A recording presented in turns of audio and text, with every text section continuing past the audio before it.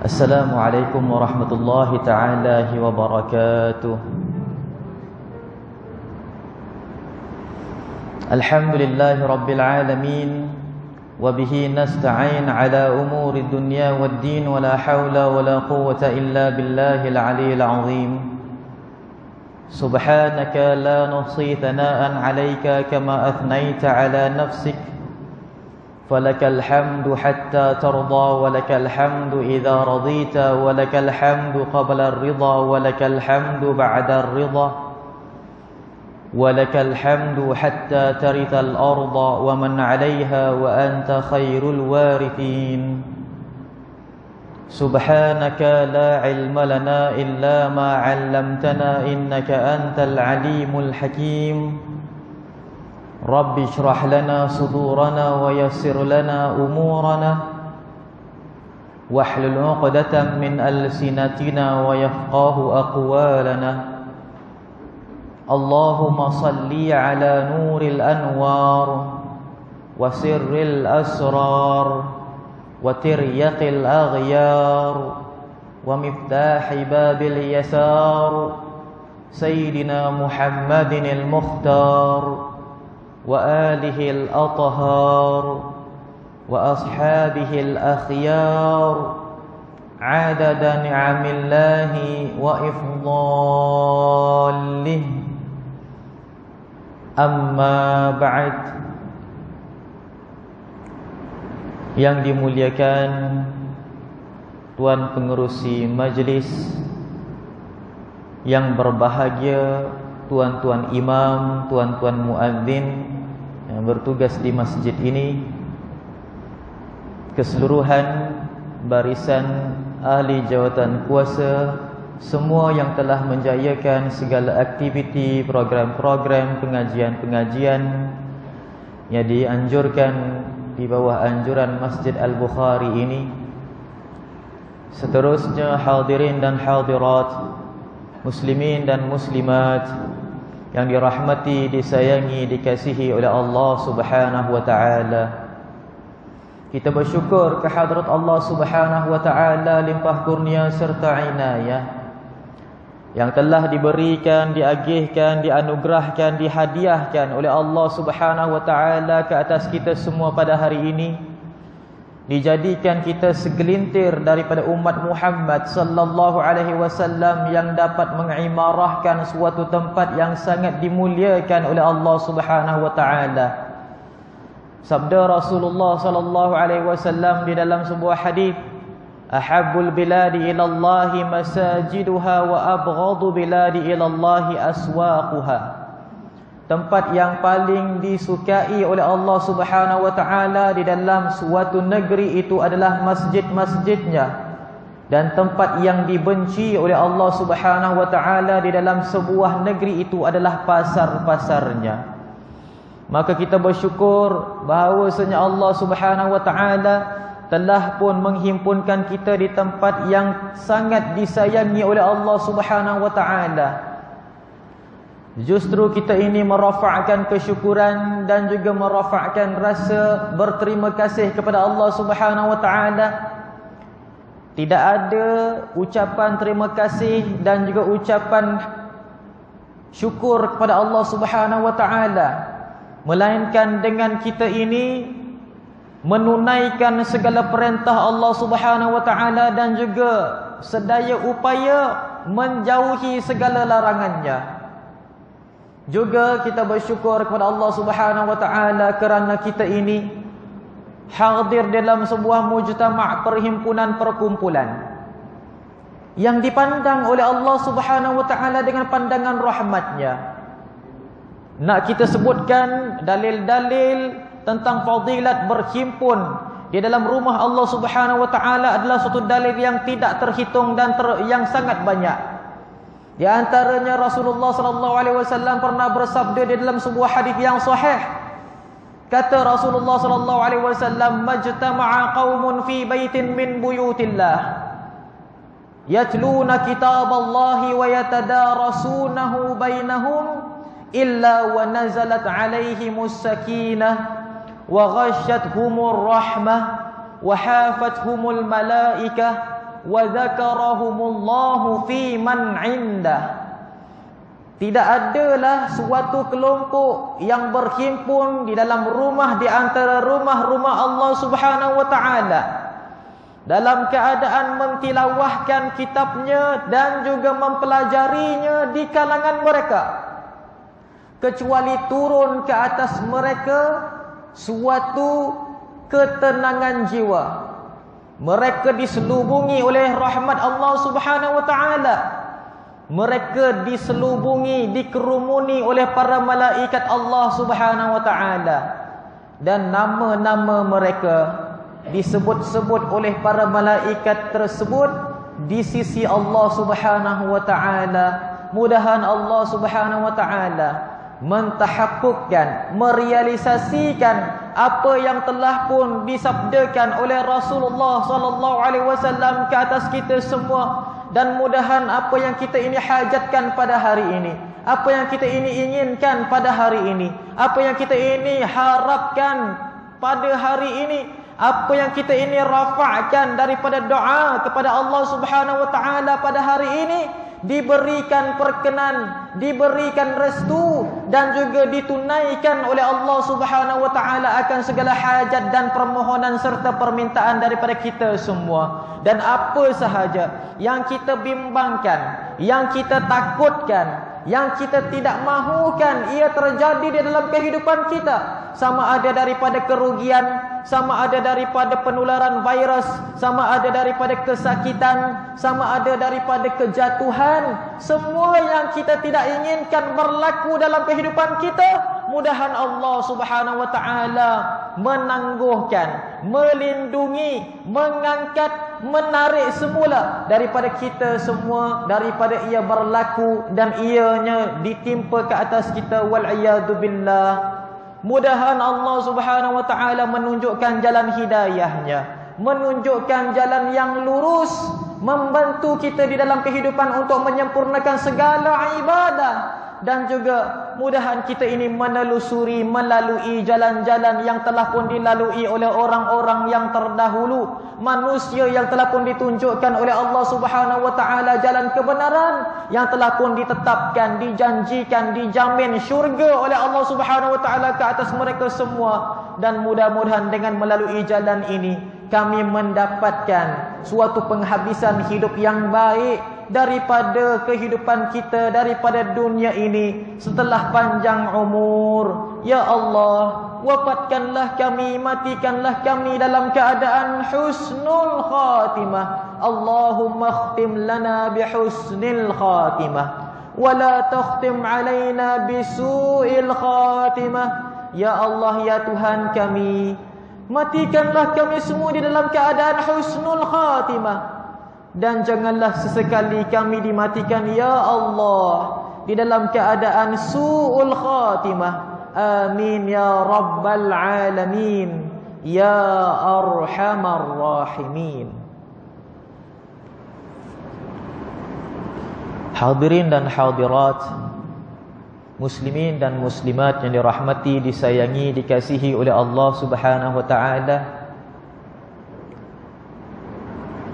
Rasulullah sallallahu alaihi wasallam pernah bersabda di dalam sebuah hadis, yang hadis ini sebenarnya menjadi penyejuk jiwa dan juga menjadikan kita ini dapat menarik nafas lega apabila sampai sahaja kita di ambang Ramadan, apabila kita sampai sahaja kepada suatu yang dinamakan istiqbalul Ramadan. Kita mengharapkan Ramadan pada tahun ini adalah Ramadan yang kita mulakan dengan kebaikan, bertambah kebaikannya, dan kita habiskan dia dengan keampunan dan pembebasan daripada api neraka Allah Subhanahu wa taala. Kata Rasulullah sallallahu alaihi wasallam dalam sebuah hadis, min Ramadhani ila Ramadan wa minal jum'ati ilal jum'ah wa bainas salawatil maktubat mukaffirat dhunuba idza jtunibatil kabair. Daripada bulan Ramadan sehinggalah bulan Ramadan berikutnya, yakni daripada bulan Ramadan tahun lepas sampailah bulan Ramadan pada tahun ini yang akan kita ini kecapi pada tahun ini. Dan di antara hari Jumaat dengan hari Jumaat yang berikutnya memberi makna daripada hari Jumaat ini sampailah Jumaat minggu depan. Sekarang kita berada pada malam Jumaat, malam yang kita ini disunnahkan untuk memperbanyakkan salawat dan salam ke atas Rasulullah sallallahu alaihi wasallam. Perbanyakkan salawat pada hari Jumaat, insya-Allah kita diwajibkan syafaat oleh Rasulullah, oleh Allah Subhanahu wa taala di hari kiamat. Maka daripada Jumaat sampai Jumaat berikutnya kata Rasulullah. Dan juga di antara solat-solat yang fardu, yaitu seperti mana kita ini baru selesai sahaja daripada solat fardu maghrib dan kita menantikan solat Isya. Di antara menantinya kita ini di antara dua solat, di antara Ramadan dan Ramadan, di antara hari Jumaat sehingga hari Jumaat berikutnya, di antara waktu solat yang fardu sehingga solat fardu yang berikutnya. Kata Rasulullah, mukaffiradz dzunub, adalah pengampunan dosa bagi Allah Subhanahu wa taala. Idza jutunibatil kabair, sekiranya hamba itu meninggalkan, mengelak daripada melakukan dosa-dosa besar. Hadirin yang dirahmati, disayangi, dikasihi oleh Allah Subhanahu wa taala, dapatkah kita ini sangka bahawasanya Allah Subhanahu wa taala boleh meletakkan suatu waktu dalam setahun adalah pengampunan, adalah suatu pemaafan ke atas hamba-hambanya, bukan kerana ibadah, bukan kerana kebajikan yang dilakukan, bukan kerana perkara-perkara yang sunnah dilakukan. Semua perkara sekiranya ditambah, maka ianya adalah kelebihan kepada seorang hamba tersebut. Sekiranya tidak dilakukan, maka ianya tidak dituntut lebih dalam agama Allah Subhanahu wa taala, melainkan yang fardu dan juga yang wajib. Tetapi diampunkan dosa hanya sahaja kita ini menjauhi dosa-dosa yang besar. Ketahuilah bahawasanya kita ini memiliki beberapa perkara yang dapat menggugurkan dosa. Allah Subhanahu wa taala pernah berfirman di dalam sebuah hadis yang qudsi. Kata Allah Subhanahu wa taala, ya ibadi ya bani Adam, innaka ma rajautani wa da'autani ghafartu ma kana minka wa lam ubali. Wahai hamba-hambaku, sesungguhnya tatkala mana kamu itu memohon kepada aku, yakni Allah Subhanahu wa taala, dan berharap kepada aku, telah aku ampunkan dosa-dosa kamu dan aku takkan ungkitnya lagi. Allahu akbar. Sampaikan kita ini baru berdoa, belum minta lagi keampunan daripada Allah Subhanahu wa taala, sudah pun Allah Subhanahu wa taala mencatatkan keampunan untuk kita ini berdoa tersebut. Allahu akbar. Sambung lagi, ya bani Adam, idza balagat dhunubuka 'alanas samai thumma astaghfartani ghafartu lak. Wahai anak-anak Adam, kalaupun dosa kamu itu tak kira kecil ataupun besar, mencecah langit yang paling tinggi, mencecah langit yang paling tinggi, suatu perkara yang kita takkan dapat capai dengan tangan kita. Naiklah apa jenis lift sekalipun, takkan dapat capai kita langit dunia. Mencecah langit yang paling tinggi, kata Allah Subhanahu wa taala, dosa-dosa kamu, kemudiannya kamu beristighfar kepada aku, yakni astaghfirullah, maka aku akan ampunkan segala dosa tersebut. Habis, tak ada lagi dah. Subhanallah. Sambung lagi Allah Subhanahu wa taala, tadi dosa yang diampunkan hanya dengan kita berdoa. Kemudiannya ada pula dosa, subhanallah, yang diampunkan dengan kita hanya beristighfar. Kemudiannya kata Allah Subhanahu wa taala dalam hadis yang qudsi ini, ya bani Adam, idza ataita yaumal qiyamati biqurabil ardil khataya thumma laqaitani lam tusyrik bi syai'an la ataituka biqurabiha maghfirah. Wahai hamba-hambaku, kata Allah Subhanahu wa taala, kalaulah kamu datang di hari kiamat dengan sebesar-besar dunia inilah kesilapan dan dosa-dosa. Maksudnya sebesar bumi ini dosa kita yang kita bawa sampai hari kiamat, yang masih belum terampun di dalam dunia. Wal'iyadzubillah, astaghfirullahal azim.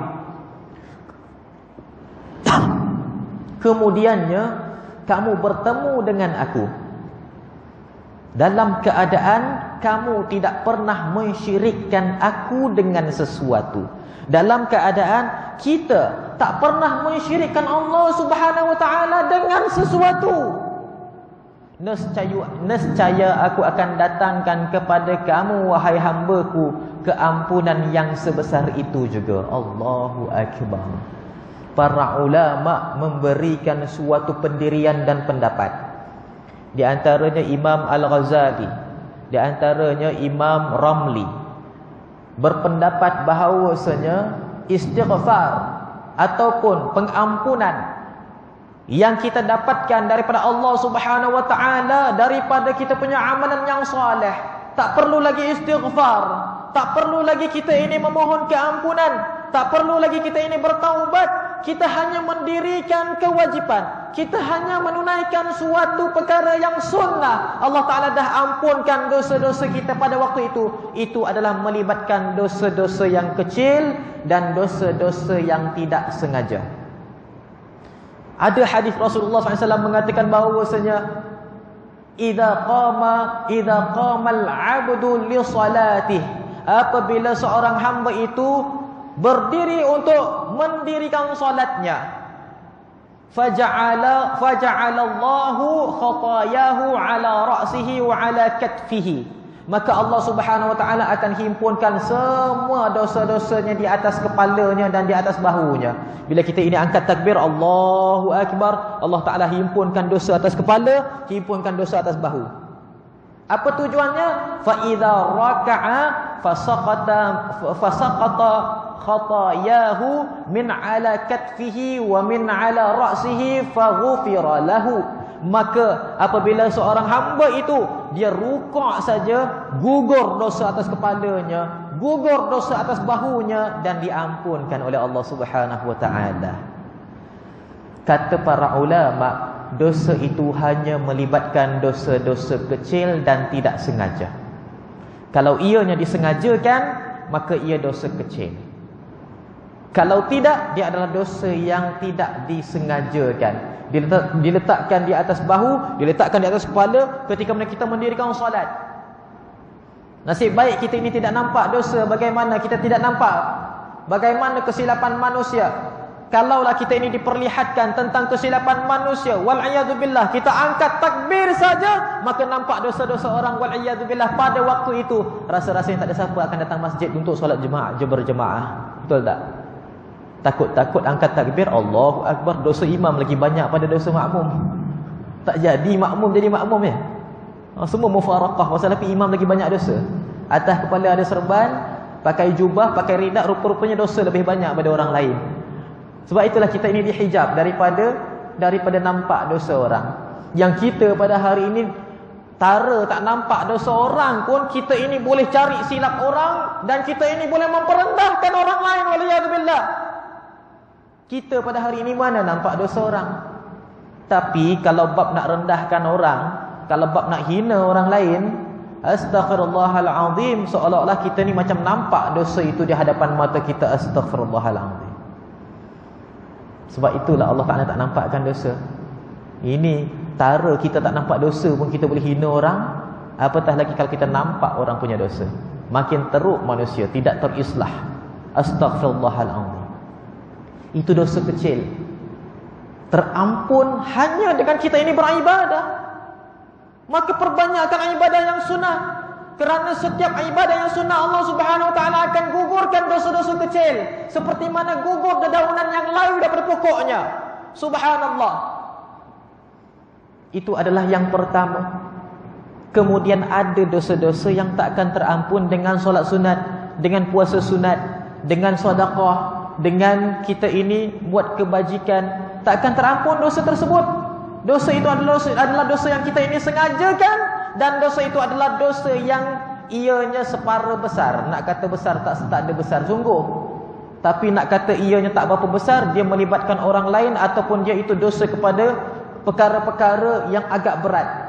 Dosa ini wal'iyadzubillah, dia adalah dilakukan dalam bentuk yang sengaja, tak dapat diampunkan oleh Allah Subhanahu wa taala dengan hanya kita ini mendirikan ibadah yang sunnah. Tetapi dosa ini hanya dapat diampunkan dengan ucapan istighfar. Maksudnya kita sedar akan dosa kita. Yang tadi dosa kecil kita tak sedar pun Allah Taala boleh ampunkan. Hanya sahaja kita ini buat perkara kebaikan. Hanya dengan kita ini amalkan amalan yang sunnah, gugur dosa. Allahu Akbar, ambil wudu, gugur dosa. Pakai pakaian menutup aurat, gugur dosa. Menahan diri daripada berkata-kata perkara yang nista, perkara yang dusta, perkara yang celupar, gugur dosa. Alhamdulillah, Maha Pemurah, Maha Pengampun Allah Subhanahu wa taala.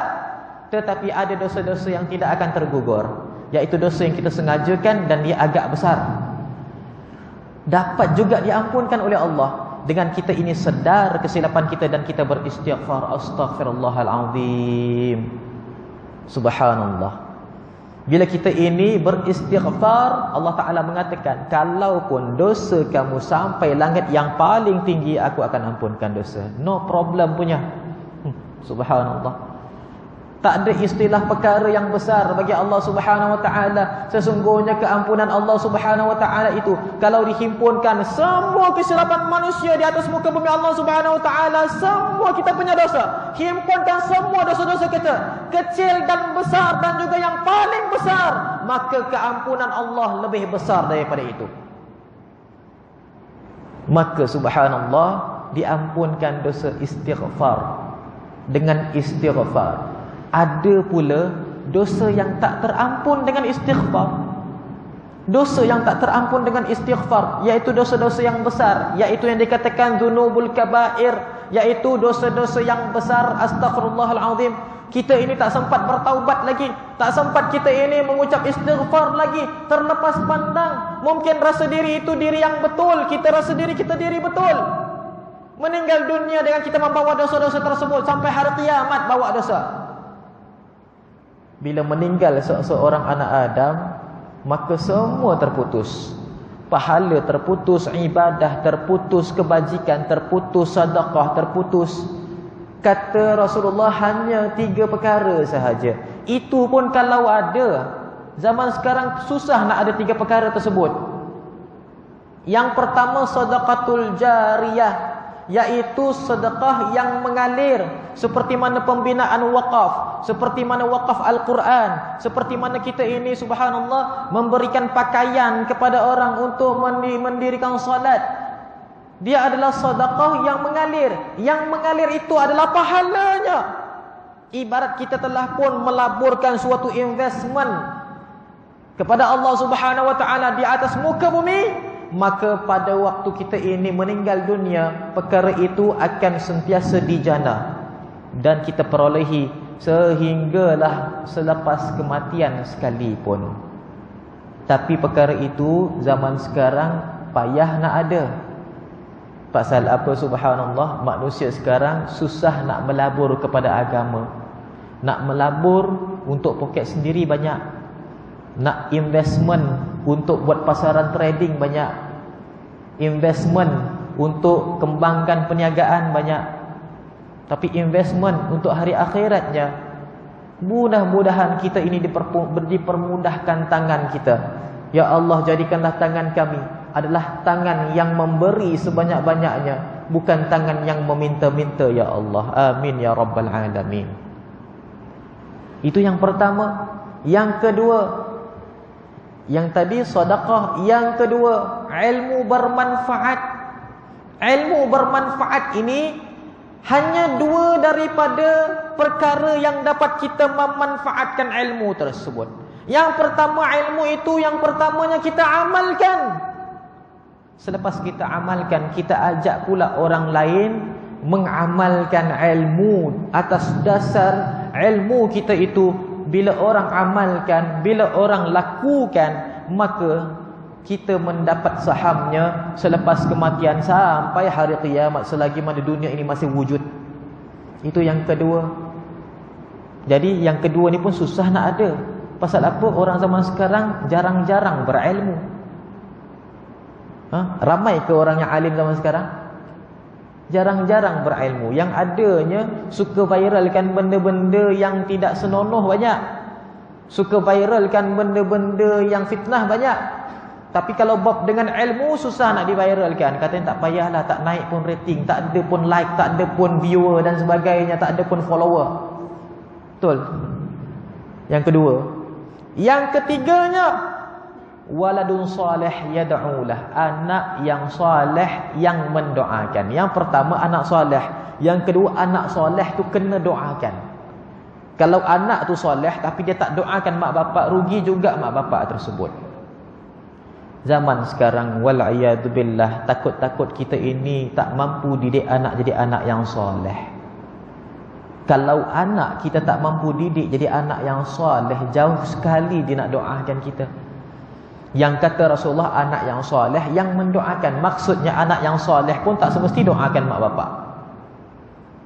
Anak yang soleh sekalipun tak semestinya subhanallah dia itu beramal untuk sedekahkan pahala kepada ibu dan bapanya.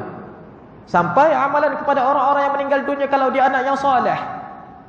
Tetapi kalaulah tidak diajarkan perkara sedemikian ketika mana ibu bapanya masih hidup, maka anaknya beramal untuk diri sendiri, soleh untuk diri sendiri, tak mendoakan orang tuanya, wal'iyadzubillah, astaghfirullahalazim.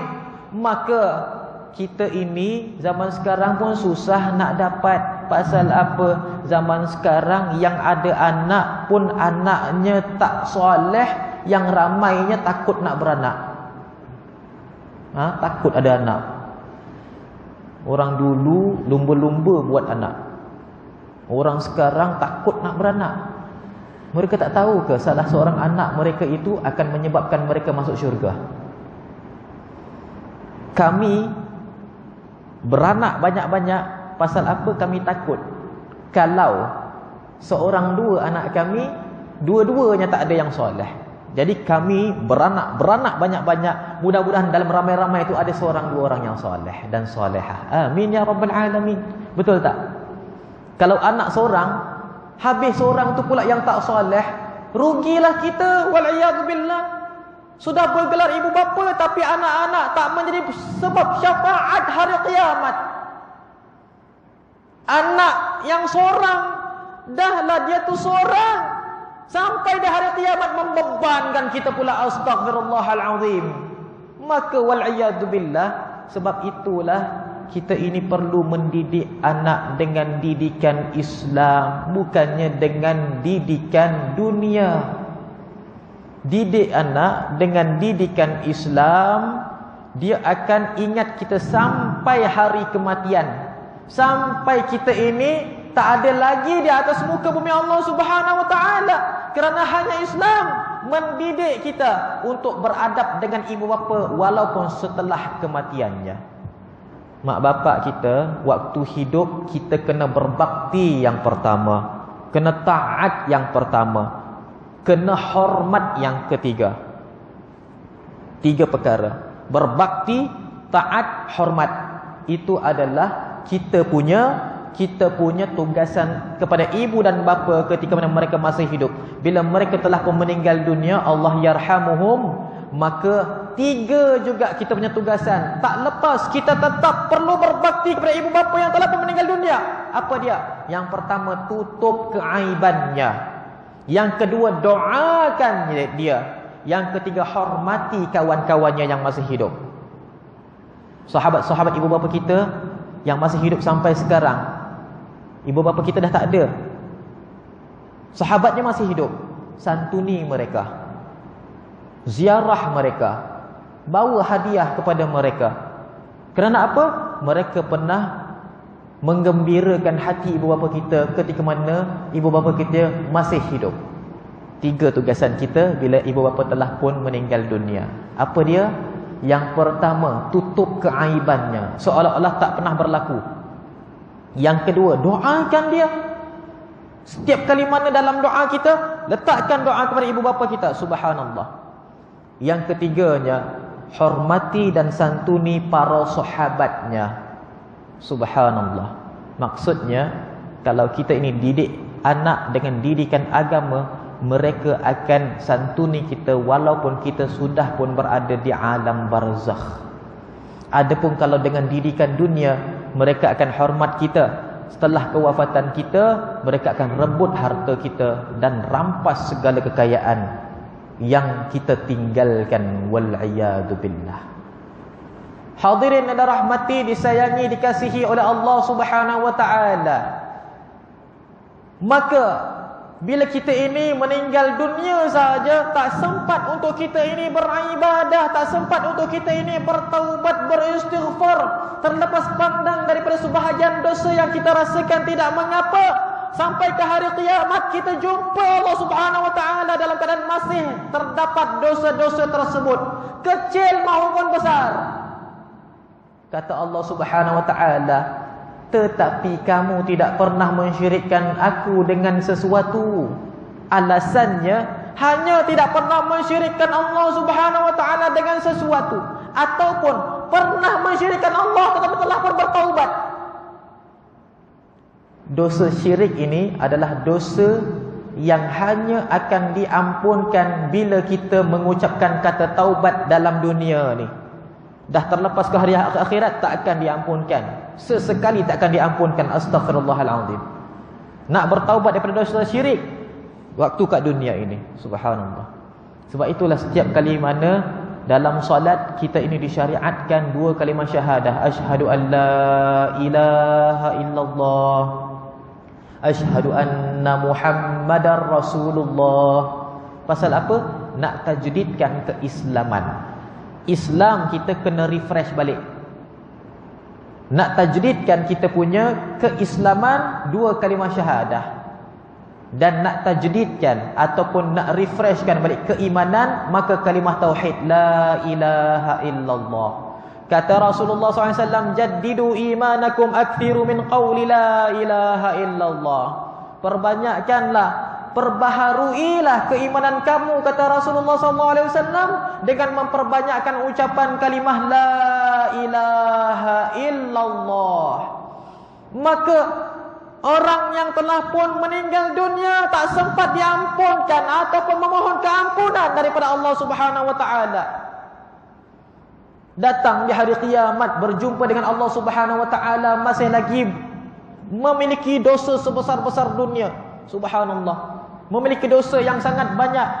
Maka pada waktu itu alasannya hanya sahaja tidak pernah mensyirikkan Allah jadi alasan untuk Allah Ta'ala mengampunkan. Kata Allah Subhanahu wa ta'ala, la ataituka biqurabiha maghfirah, nescaya aku akan datangkan kepada kamu sebesar-besar itulah keampunan. Kata Allah Subhanahu wa ta'ala, Maha Pengampun Allah Subhanahu wa ta'ala.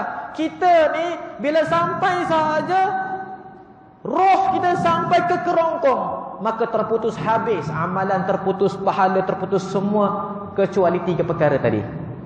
Itu pun bukan kita yang buat, dia berjalan sendiri. Tetapi keampunan Allah Subhanahu wa ta'ala tetap wujud dan sama walaupun kita ini di hari kiamat. Dan dalam riwayat mengatakan, kalaupun seorang hamba itu dah terhumban masuk dalam api neraka Allah Subhanahu wa ta'ala pun, masih lagi Allah Subhanahu wa ta'ala boleh mengampunkan dosa dia. Allahu Akbar. Hamba ni dah masuk dalam neraka dah tergelincir daripada titian siratal mustaqim. Ada riwayat yang lemah mengatakan, bila seseorang itu, riwayat ini lemah, tetapi tidak ada apa yang mustahil kalau ianya berlaku. Seorang hamba ni, dia ni tergelincir daripada titian siratal mustaqim, jatuh, tapi tak sampai masuk neraka ditangkap oleh malaikat Jibril. Malaikat Jibril tangkap manusia macam ni je. Pasal apa? Malaikat Jibril itu besar. Besar malaikat Jibril. Katanya, wahai hamba Allah, kamu kenal tak siapa-siapa daripada ahli syurga? Dalam keadaan ketakutan, hamba ni mengatakan, wahai Jibril, aku kenal salah seorang daripada ahli syurga yang telah pun lepas masuk syurga sekarang. Siapa dia? Orang tu sebutlah fulan bin fulan, fulanah binti fulanah namanya. Dipanggil orang tu dalam syurga, diseru namanya. Katanya, wahai ahli syurga, fulan bin fulan sekarang ini tergantung nak masuk neraka dah ni, nak masuk neraka dah. Dia mengatakan, dia kenal kamu wahai ahli syurga. Adakah kamu kenal dia? Ahli syurga tu bila tengok sahaja, katanya, benar wahai malaikat, ini kawan saya. Dulu dia sama-sama duduk dengan saya dalam halaqah zikir, dalam halaqah ilmu. Dia yang ajak aku melakukan kebaikan. Wahai malaikat. Malaikat pun ambil orang tu, letak balik atas titian siratal mustaqim, jalan balik orang tu. Allahu akbar. Begini kasih sayang Allah Subhanahu wa taala kepada hamba-Nya. Subhanallah. Tapi riwayat ini dhaif. Maksud dhaif ni apa benda? Tak semestinya ia berlaku sedemikian. Tapi kalaulah berlaku, tak mustahil. Semua atas kuasa Allah Subhanahu wa taala. Kita memohon segala keajaiban, segala inayah daripada Allah Subhanahu wa taala. Jangan sampai kita tercelup sedikit pun ke dalam neraka. Amin ya rabbal alamin. Hadirin yang dirahmati, disayangi, dikasihi oleh Allah Subhanahu wa taala. Kalaulah kita ini tak pernah lakukan kebaikan, datang ke hari kiamat dengan banyak dosa, bertemu Allah Subhanahu wa taala hanya dengan alasan tak pernah mensyirikkan Allah Subhanahu wa taala, telah diampunkan dosa oleh Allah Subhanahu wa taala keseluruhannya.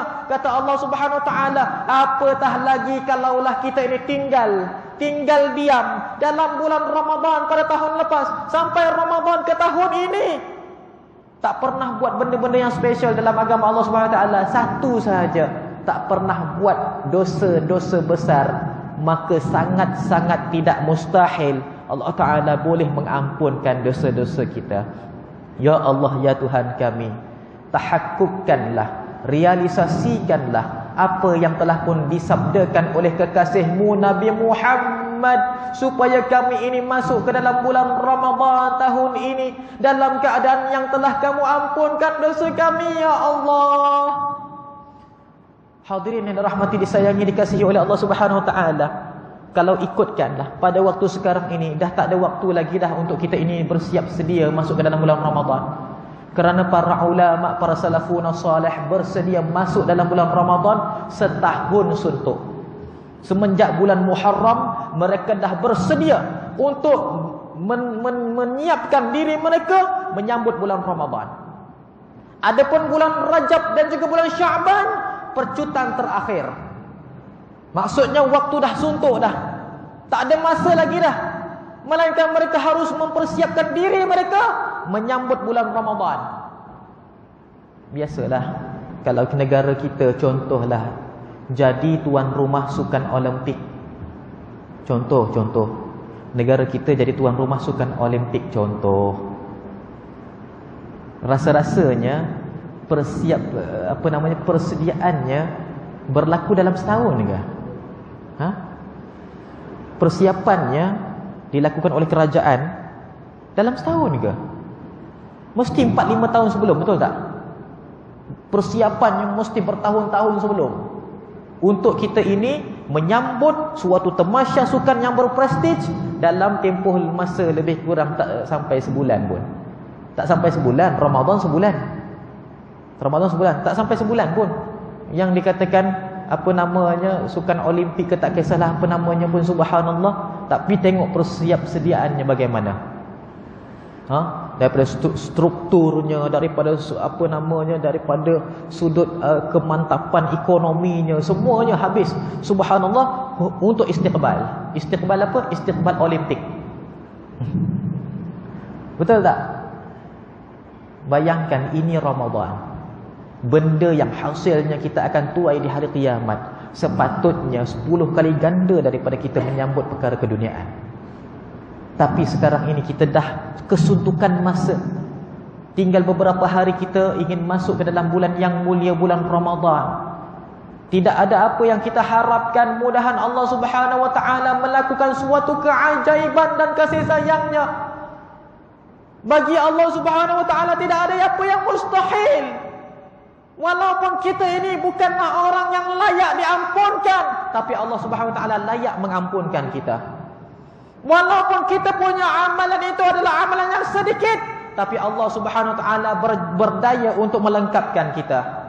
Walaupun kita ini adalah orang yang sepatutnya tidak mendapatkan keampunan, tapi Allah Subhanahu wa taala Maha Pengampun. Ya Allah, ya Tuhan kami, ampunkan dosa kami sebelum kami masuk dalam bulan Ramadan. Allah Ta'ala sediakan bulan Rajab, bulan Sya'ban, bulan untuk kita ini mempersiap-siagakan diri kita masuk ke dalam bulan Ramadan. Tetapi kita sudah pun kesuntukan masa, kita minta hari-hari yang sedikit ni, ya Allah, ya Tuhan kami, dengan keajaiban daripada-Mu ya Allah, dengan inayah daripada-Mu ya Allah, dengan kasih sayang daripada-Mu ya Allah, jadikanlah dosa kami semua dihapuskan. Amin ya rabbal alamin. Kerana bulan Ramadan inilah bulan peluang kita untuk mendapatkan segala kebaikan, segala permata-permata yang kita kutip dalam dunia ini. Hadirin yang dirahmati, disayangi, dikasihi oleh Allah Subhanahu wa taala. Waktu untuk kita ini kuliah maghrib pun sudah kesuntukan. Jadi kita habiskan dengan sebuah hadis. Hadisnya agak panjang, tapi kita ringkaskan bacaannya. Rasulullah pernah berkhutbah atas mimbar. Berkhutbah atas mimbar berlaku dua riwayat. Yang pertama, riwayat pertama, Rasulullah langkah naik ke atas mimbar. Anak tangga yang pertama Rasulullah sebut amin. Naik kepada anak tangga yang kedua, Rasulullah sebutkan amin. Naik langkah anak tangga yang ketiga, Rasulullah sebutkan amin. Riwayat yang kedua pula adalah Rasulullah dah berkhutbah atas mimbar, sudah pun melangsungkan khutbah di atas mimbar Rasulullah. Pada waktu itu Rasulullah berhenti seketika pada suatu waktu yang pertama, kemudian Rasulullah sebutkan amin. Sambung khutbah lagi. Sampai suatu ketika yang kedua pula Rasulullah terberhenti khutbahnya, lalu menyebutkan amin. Begitu juga buat kali yang ketiga. Kemudian habis sahaja selesai khutbah Rasulullah turun daripada mimbar. Para sahabat datang kepada Rasulullah SAW bertanya kepada Rasulullah, ya Rasulullah, sami'na annaka tu'amminu syai' walakin lam nasma'u du'a.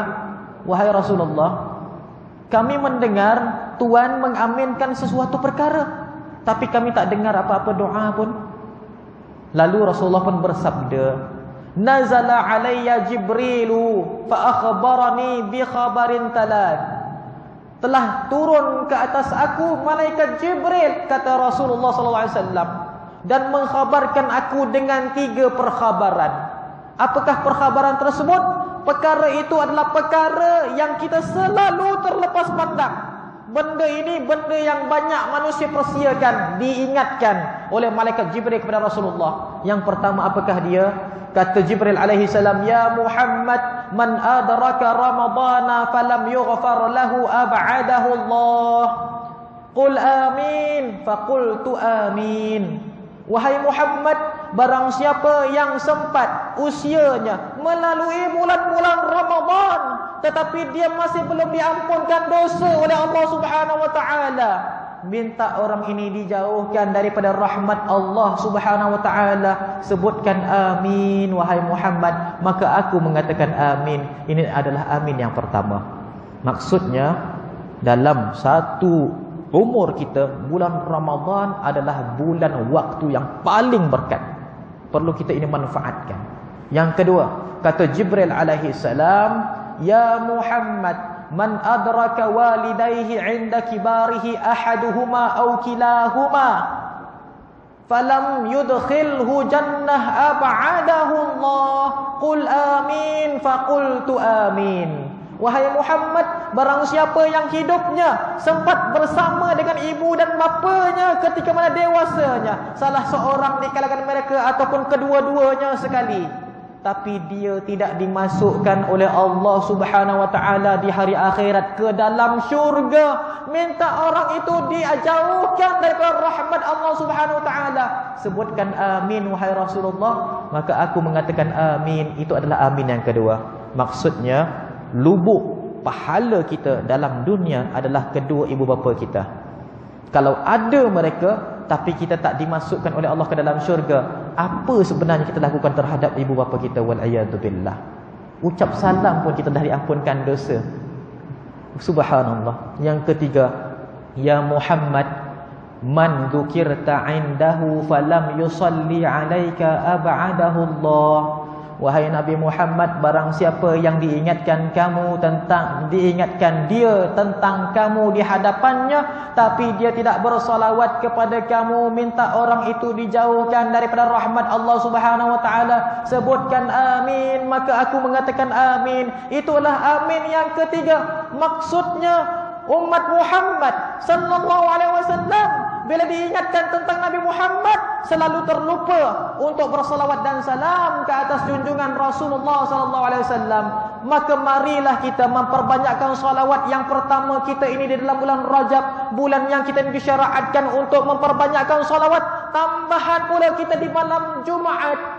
Malam Jumaat adalah malam yang kita disyariatkan untuk memperbanyakkan salawat. Mudah Allah Subhanahu wa taala memberikan kita ini syafaat daripada Rasulullah sallallahu alaihi wasallam, menjadikan kita anak-anak yang saleh, dan juga kita menjadi manusia yang diampunkan dosanya oleh Allah Subhanahu wa taala disebabkan dengan fadilat bulan Ramadan pada tahun ini. Amin ya rabbal alamin. Rabbana atina fid dunya hasanah wa fil akhirati hasanatan wa qina adzabannar. Wa sallallahu ala sayyidina Muhammadin nabiyil ummi wa ala alihi wa sahbihi wa baraka wa sallam. Walhamdulillahi rabbil alamin. Minta maaf sekiranya salah kata, tutur bicara, terkasar bahasa, ada singgung mana-mana pihak yang berada di dalam Masjid Al-Bukhari ini. Akhir kalam, aqulu qawli hadha. Ada sedikit pengumuman, Ustaz ada bawakan tabung untuk pembinaan Ribat Al-Mashhur yang kami akan dirikan dekat negeri Selangor, insya-Allah. Barang siapa yang menginfak, kita doakan infaknya itu akan dibalas dengan yang berlipat kali ganda dan juga yang lebih hebat daripada apa yang diberikan. Amin ya rabbal alamin. Ada di pintu atas kerusi tersebut apa balang tu, jadi masukkanlah seberapa banyak yang ikhlas, insya-Allah. Aqulu qawli hadza li wa lakum wa billahi taufiq. Assalamualaikum warahmatullahi wabarakatuh.